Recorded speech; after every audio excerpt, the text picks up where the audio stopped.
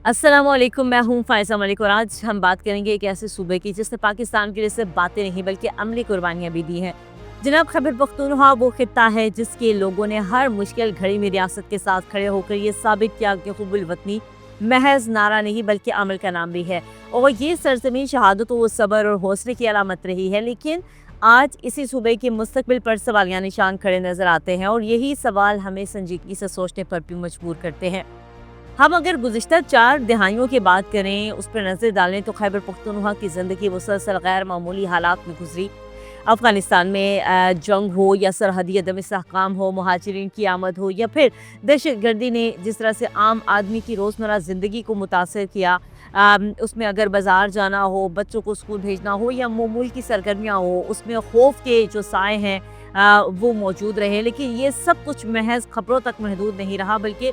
हर घर की कहानी बन गया और इन्हीं हालात में लोगों ने अमन की कदर करना भी सीखी। फिर इन हालात के बावजूद खैबर पख्तूनख्वा के अवाम ने हिम्मत हौसला नहीं हारा। दहशतगर्दी के खिलाफ जो जंग थी उसमें अफवाज पाकिस्तान और कानून नाफिज करने वाले इदारों के साथ जो है वो शाला बशाला खड़े रहे और ये जंग सिर्फ हथियारों से फिर नहीं लड़ी गई बल्कि एतमाद, ताउन और कुर्बानी से लड़ी गई।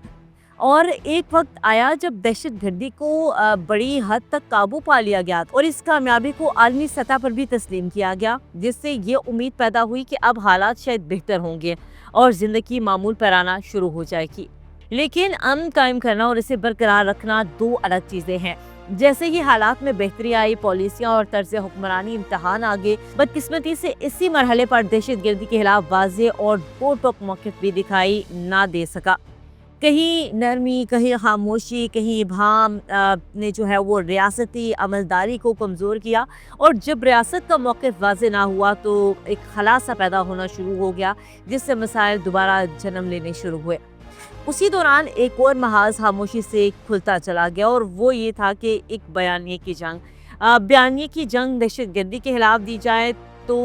उसमें जो कुर्बानियाँ हैं उस पर सवाल उठाए नहीं जाते, लेकिन जब नौजवानों के ज़हनों में कन्फ्यूजन पैदा की जाए और ये कन्फ्यूजन किसी भी मुआशरे के लिए एक ख़तरनाक हद तक जो है वो नुकसानदेह साबित होती है, क्योंकि ये वही मौका होता है जब गलत सोच जो है अब जड़ पकड़ती है और दुरुस्त रास्ता जो है वो कहीं पर धुंधला जाता है। दहशतगर्दी के साथ साथ हमने देखा कि गैर कानूनी सरगर्मियाँ जिसमें बेतहाशा इजाफा हुआ और एक तशवीशनाक पहलू उसमें हमें नज़र आया। स्मगलिंग, बत्ताखोरी, जराइम पेशा अनासर की जो नेटवर्क्स थे उन्होंने आम आदमी के जो एहसास तहफ़्फ़ुज़ है उसको मज़ीद कमज़ोर किया और ये सब कुछ बग़ैर किसी न किसी सतह पर सहूलतकारी के मुमकिन तो नहीं होता और इसका खुमियाजा हमेशा वो आवाम भुगतती रही जिनके पास ना ताकत होती है ना आवाज़ होती है। फिर जब सिक्योरिटी इदारों की जानिब से क्लियर किए गए इलाकों को सूबाई हुकूमत के हवाले किया गया तो वहाँ मौसर इंतज़ामी अमलदारी का क़याम जो है वो नागुज़ीर था। स्कूल, हस्पताल, पुलिस और रोज़गार के मौक़े रियासत की मौजूदगी का सबूत होते हैं, लेकिन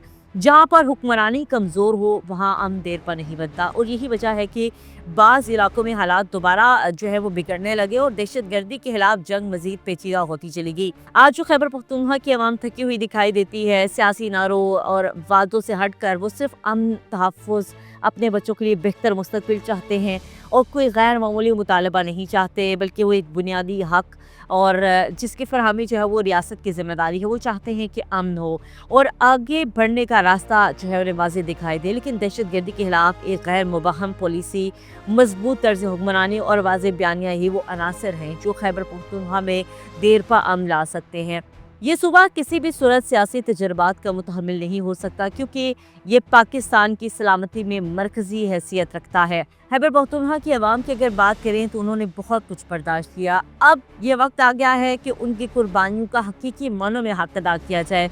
ये मसला सिर्फ एक सूबे तक महदूद नहीं बल्कि पूरे पाकिस्तान के मुस्तकबिल से जुड़ा हुआ है, क्योंकि अगर खैबर पख्तूनख्वा महफूज होगा तो पाकिस्तान महफूज होगा। क्योंकि हमने देखा कि माजी में भी खैबर पख्तूनख्वा की आवाम ने जिस तरह से बड़े बड़े महाज़ों का सामना किया, उनसे निबट आज़मा हुए और नो डाउट उसमें आवाम के शाना बशाना